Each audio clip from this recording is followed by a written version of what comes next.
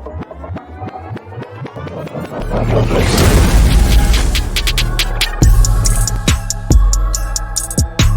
welcome back to another Real Talk Reaction. This one is for The Office, Season 6, Episode number 3. Don't forget to like and subscribe. Hit the notification bell as well. Tell a friend to keep telling all their friends, because it's working. And it's also for the algorithm. Thank you. They told me to get more professional, babe. Who told you that? Somebody did. Nobody did. Alright, Michelle comes through to say, this episode hurts my chest, lol. But I actually feel Jim and Pam should have known how it would look, especially with Michael's history with Dwight going behind his back, and then meeting right in front of him, lol. Everyone seemed suspect, and Michael feeling excluded made him panic for his job. Obviously, he should have known for straight and not drag Jim's name without knowing the story, and it's a mess all around. But with the Buffalo branch closing and all the unknown, I think it was foolish to do that right in front of him. Also, I feel bad Michael has a co-manager now, but at least further shows, even though he reacts poorly sometimes when it comes down to it, he is allowing Jim to duo to save his job. Yeah, I mean, I think there's a lot of better decisions that could have been made all around, but I do understand again why Jim made the decision he did to try to avoid the other situation he thought would happen if he let Michael into the situation. Yeah. So I don't know. It was just very convoluted and none of it worked out well. But at least is you place the bean on the picture of who you think deserves. Who got the small ass picture? Toby. Okay, he's not part of this, you know that. Just wanted to draw a picture of him. yeah. Instead of $5,000 a year from that. Nigga, and why only $5,000? If you got the machine, why are we stopping there? What about $1 million? Come on, what we doing? Alright, that was episode 3 of The Office, and man, they got a little surreal right there on there, and both of them trying to be co-managers. This went from being cringe.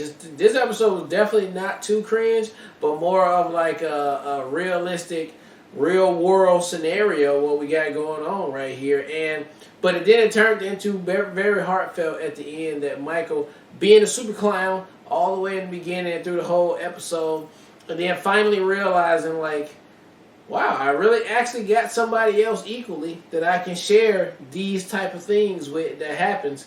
And it's happening, and I think they found something to bond over with that, and I thought that was really good. So that brings them closer to do it, but the mutiny still ensues out there in the office, and what we're gonna do about that? Now, obviously, the most common sense thing to do, as me and Babe alluded at. I mean, they said it in the episode. That was one of the recommended 1.5. That's where I even got the number from. So they said it themselves. Make it even.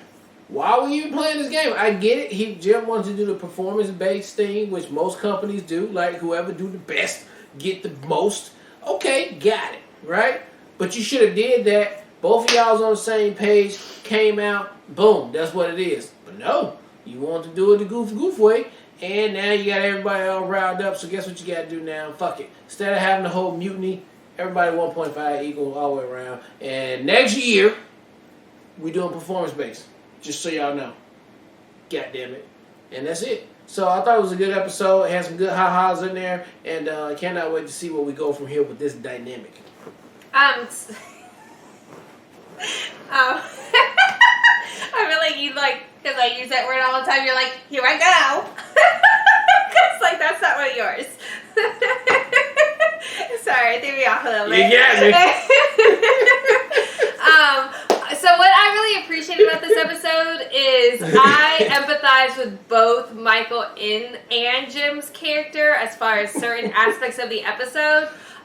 Because if you've ever been in the position where you've been promoted within your same team dynamic to where you were one of the staff members and then you get promoted to like oversee the staff members, I thought the realism of Jim thinking that his ingenuity and what he brings to the table is new and nuanced, whereas Michael, who's had the experience, knew clearly how this was going to play out, was so well executed. Because I remember even McDonald's when I got like promoted to a swing manager, and like how that dynamic changed or whatever. I felt Your like friends ain't your friends. Yeah, it was a very similar situation, and I think I went in all like bushy-tailed and like wide-eyed, like I'm gonna change the game.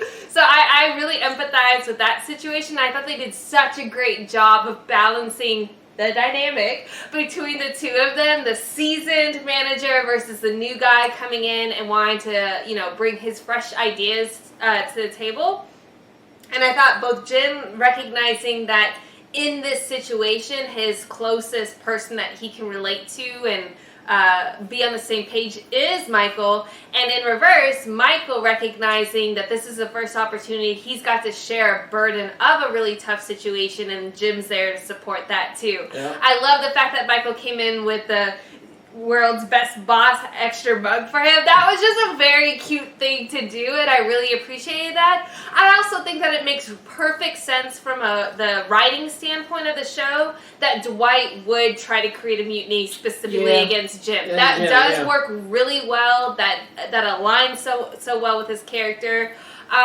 Throwing in the bits about Pam trying to secure, you know, cash for the wedding, for the wedding versus gifts, I think makes a lot of sense too, and the awkwardness of being like, we would just like money. Like I remember that feeling too for like the baby shower. Like these things are great, but we'd also just like money because we're struggling. And she's doing both at the same time. She's getting married and they're about to have a baby, so that's like even added pressure.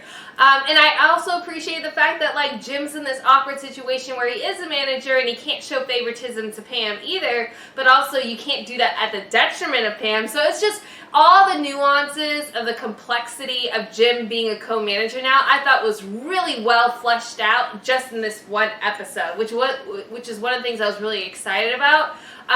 There were cringe moments, but I think all in all they handled it so realistically, what I would expect in this situation. So I really enjoyed that aspect. I'll also say, last quick thought, Ryan scamming her for having an algorithm. It's so Ryan, it was so fucking great. Right, I loved it so much. And then secondly, I thought Creed's 2 moments in this episode stole the show as well. One, him asking Phyllis if they ever hooked up.